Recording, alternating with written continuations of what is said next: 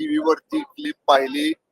आता मी सभागृहात निघालेलो आहे. माझी लक्षवेधी एक सूचना सकाळच्या मॉर्निंग सेशन मध्ये आहे.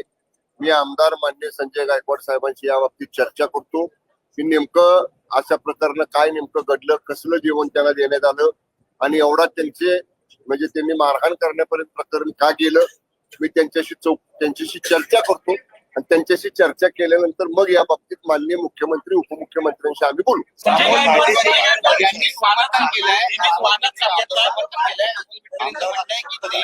आमदार निवासमध्ये निकृष्ट दर्जाचं जेवण मिळत असतं आणि वारंवार दखल घेतली जाईल.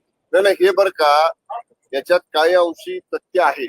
माननीय आमदार संजय गायकवाड साहेबांचं जे म्हणणं आहे ना, कारण आम्ही सुद्धा मंत्री व्हायच्या आधी आकाशवाणी आमदार निवासला राहिलेलो आहे. आम्ही मंत्री व्हायच्या आधी मनोरा आमदार निवासला राहिलेलो आहे.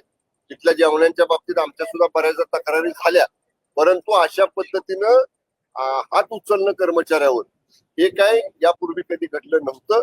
पण तरी सुद्धा मी आमदार गायकवाड साहेबांशी बोलतो आणि आवश्यकता पडली तर हे आमदार निवास. आता isakal.com आहे देशातील नंबर 1 ची मराठी न्यूज वेबसाईट.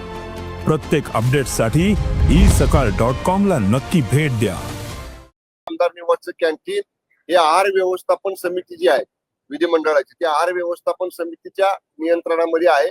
आहार व्यवस्थापन समितीच्या समिती प्रमुखांच्याशी सुद्धा आम्ही बोलू आणि निश्चितपणे यातनं खाद्यपदार्थाचा दर्जा कसा सुधारला जाईल आमदार निवासांमधला या बाबतीत सुद्धा आहार समितीच्या मान्य समिती प्रमुखांबरोबर चर्चा करून आम्ही मार्ग काढू.